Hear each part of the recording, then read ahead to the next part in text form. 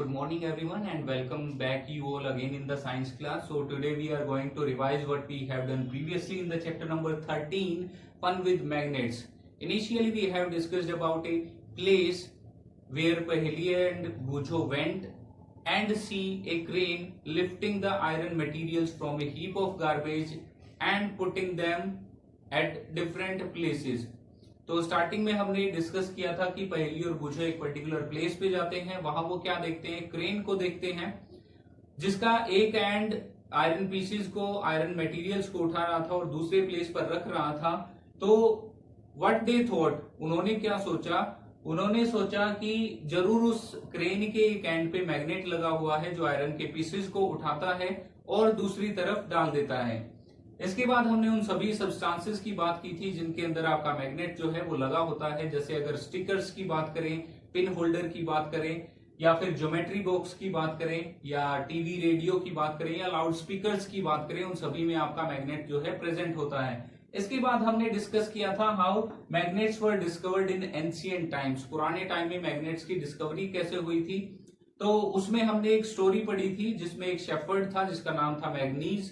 वो अपने heard of goat और शिप को यूजुअली ग्रेजिंग के लिए लेके जाता था माउंटेन के ऊपर. साथ में वो एक स्टिक रखता था जिसके एक एंड के ऊपर आयरन का छोटा सा पीस जो है वो लगा हुआ था.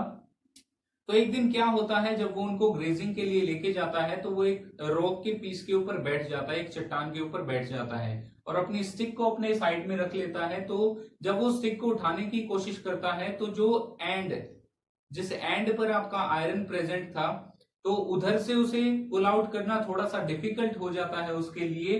तो इस तरह से आपकी उन रॉक्स की डिस्कवरी हुई थी जो आयरन जैसे पार्टिकल्स को अपनी तरफ अट्रैक्ट करती हैं. So on the name of that shepherd Magnes, the natural magnets were named as magnetite. उस शेफर्ड के नाम मैग्नीज पे और नेचुरल मैग्नेट का नाम पड़ा magnetite. But some people said that they were discovered in Magnesia, that's why they are known as magnetite. लेकिन कुछ पीपल, कुछ लोग ऐसा भी बोलते हैं कि जो आपके नेचुरल मैग्नेट्स हैं उनकी डिस्कवरी जो है वो मैग्नीशिया में हुई, इसीलिए उनको मैग्नेटाइट नाम दिया गया. तो if we will talk about today's time, then there are different shapes of magnet. U shape के मैग्नेट आपको मिलेंगे, आपको बॉल एंडेड मैग्नेट मिलेंगे, सिलिंड्रिकल मैग्नेट आपको मिलेंगे. तो there are different kinds of artificial magnet that you can see in today's time. इसके बाद हमने एक्टिविटी फर्स्ट को डिस्कस किया था. उसमें हमने क्या किया था, एक पेपर कप जो है आपका, उसको एक स्टैंड के ऊपर होल्ड किया था, उसमें एक पीस ऑफ मैग्नेट को डाला था. फिर स्टैंड के नीचे वाले एक एंड से आपने एक थ्रेड को टाई अप किया था और उस थ्रेड के दूसरे एंड पर आपने क्या किया था, एक आयरन पीस को जो है वो टाई किया था. तो उस केस में जब आप उस थ्रेड को स्ट्रेट करते हो इस तरह से कि उसका जो आयरन पीस वाला एंड है वो पेपर कप की बॉटम के पास चला जाए, तो उस केस में क्या होता है, जब आप हाथ हटाते हो तो आपका जो थ्रेड है वो बिल्कुल स्ट्रेट जो है वो रहता है. So how it is possible, it is possible just because of magnet. जो पेपर कप में मैग्नेट था वो आयरन के पीस को, आयरन नेल को अपनी तरफ अट्रैक्ट करता है और उसी की वजह से आपका जो थ्रेड है वो बिल्कुल स्ट्रेट हो जाता है. सो इस एक्टिविटी से हमें क्या पता चलता है, इस एक्टिविटी से पता चलता है कि magnet has the property of attracting pieces like iron, nickel and cobalt. तो मैग्नेट की डेफिनेशन क्या होगी, the material which have the property to attract the pieces like iron, nickel, cobalt is known as a magnet. इसके बाद next हमने की थी एक सेकंड एक्टिविटी जिसमें आपने एक मैग्नीज वॉक की थी अपने स्कूल के प्लेग्राउंड में. एक मैग्नेटिक स्टिक को लेकर, उस स्टिक में आपने एक हॉकी स्टिक ली थी और उसके एक एंड पर आपने एक मैग्नेट को बांध दिया था, चिपका दिया था. उसके बाद आपने क्या किया था, उस स्टिक की हेल्प से आपने पूरे ग्राउंड में एक वॉक की थी. तो उस केस में क्या होता है कि अगर आपके ग्राउंड में कोई ऐसा मटेरियल है जो आयरन से बना हुआ है वो आपके मैग्नेट से चिपक जाएगा और the material which is not having the property like iron, nickel and cobalt, that will not stick with the magnetic stick. तो इस बेसिस पे, इस एक्टिविटी के बेसिस पे, या फिर एक और सिंपल एक्टिविटी आप कर सकते हो, जैसे क्लासरूम में आपकी ज्योमेट्री बॉक्स में बहुत सारी चीजें होती हैं, तो आप उन सभी चीजों को मैग्नेट के पास लेके जा सकते हो। जो चीजें आपकी चिपक जाती हैं, मैग्नेट की तरफ अट्रैक्ट होती हैं, all those are known as magnetic substances and those such as rubber, plastic scale which are not attracted towards a magnet are known as non-magnetic substances. So in this way you can categorize the different substances as magnetic and non-magnetic. तो उसके लिए आप एक table बना सकते हो जिसमें आप मेंशन कर सकते हो सब्सटेंसेस के नाम, वो मैग्नेट की तरफ अट्रैक्ट हुए या नहीं हुए, मींस वो मैग्नेटिक है या नॉन मैग्नेटिक है। तो इस तरह से आप बता सकते हो इनके बारे में। Next we have discussed the activity 3। हमने एक्टिविटी 3 को डिस्कस किया था। उसमें आपने क्या किया था, एक मैग्नेट को रब किया था सॉइल के अंदर, जिससे कुछ पार्टिकल्स मैग्नेट के ऊपर चिपक गए थे। तो आपने फिर से उनको रिमूव किया, रिपीट किया सेम एक्टिविटी को। So on this basis you can identify what kind of soil is present in the different parts of our country. हमारी कंट्री के डिफरेंट पार्ट्स में किस तरह की सॉइल है, इसको आप इजीली बता सकते हो। और आपके पर्टिकुलर एरियाज के आसपास किस तरह की सॉइल प्रेजेंट है, वो आप इजीली बता सकते हो। Next we have discussed activity 4। अगर हम एक्टिविटी 4 की बात करें तो हमने क्या किया था, जो सेम एक्टिविटी है 3 उसको रिपीट किया था with the help of iron filings. एक पेपर पे हमने कुछ आयरन फिलिंग्स ली, फिर एक बार मैग्नेट लिया और उन आयरन फिलिंग्स के पास हम उसे लेके गए। तो वहां पर क्या होता है कि आयरन फिलिंग्स अट्रैक्ट होंगी मैग्नेट की तरफ और उससे चिपक जाती हैं। So when we see what has happened special in that particular case, we find that the iron filings stick to the magnet at their ends maximum. तो उस मैग्नेट के जो एंड हैं वहां पर मैक्सिमम आपकी आयरन फिलिंग्स जो है वो चिपकती हैं, और यही जो दोनों एंड हैं ये आपके कहलाते हैं पोल्स ऑफ द मैग्नेट। उस मैग्नेट के वो पोल्स कहलाएंगे। और एक और चीज, one more thing is here, that the strength of a magnet is maximum at its poles, as we have seen that the iron filings stick to the magnet maximum at its poles. क्योंकि किसी भी magnet के पोल पर सबसे ज्यादा iron filings जो है वो चिपकेंगी, तो हम बोल सकते हैं कि मैग्नेट की स्ट्रेंथ जो है वो मैक्सिमम होती है कहां पर, उसके पोल्स पे। नेक्स्ट हमने डिस्कस किया था finding direction.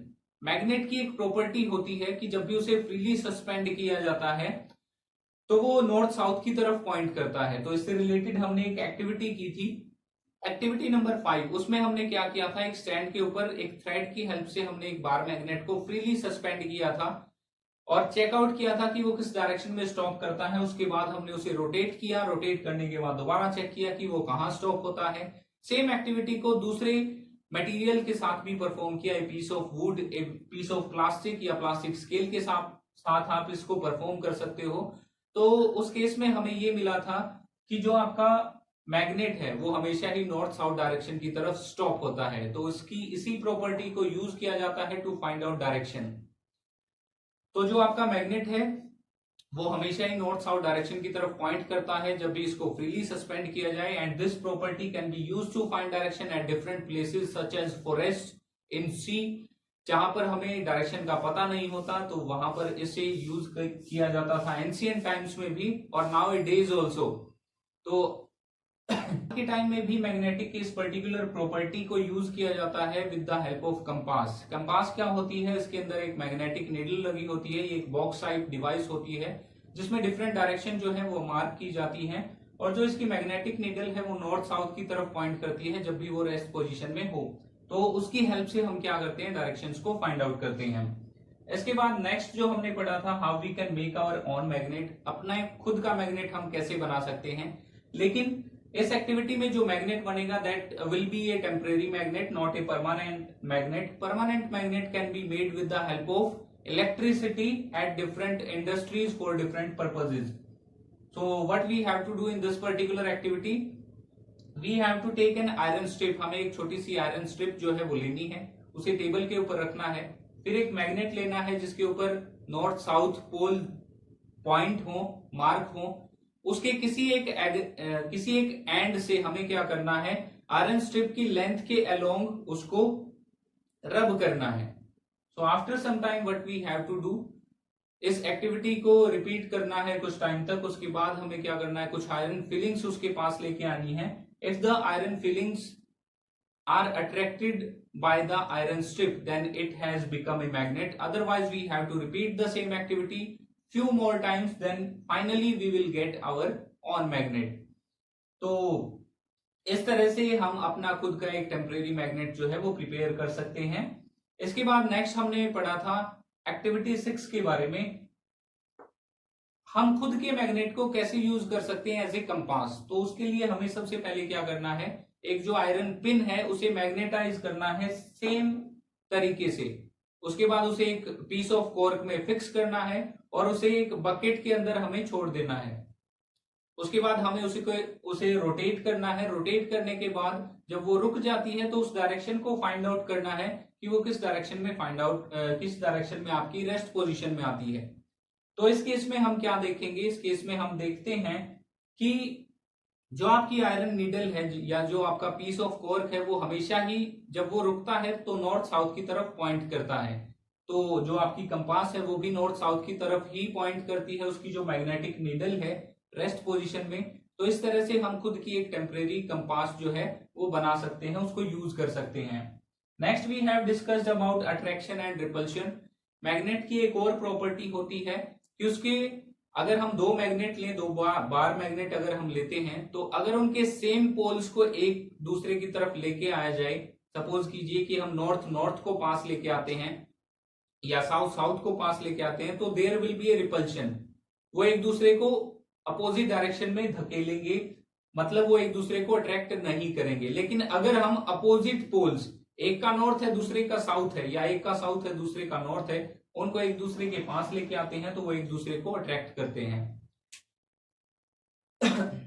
Last we have discussed about a few questions. हमने कुछ सावधानियों के बारे में डिस्कस किया था कि मैग्नेट अपने मैग्नेटिज्म को कैसे खत्म कर देता है, कैसे लूज कर देता है।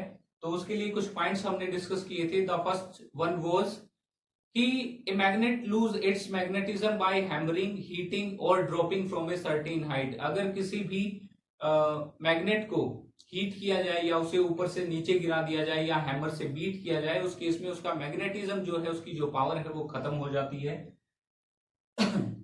सेकंड वी हैव डिस्कस्ड कि दो मैग्नेट्स को इस तरह से रखना चाहिए पेयर में कि उनके जो अपोजिट पोल्स हैं वो एक दूसरे की तरफ हों, या फिर उनके बीच में एक आयरन पीस जो है वो हमें फिक्स करना चाहिए। उसके अलावा जो लास्ट पॉइंट था, हमें इन्हें डिफरेंट जो सीडीज हैं, कैसेट्स हैं, रेडियो, टेलीविजन, इस तरह के आइटम से दूर रखना चाहिए।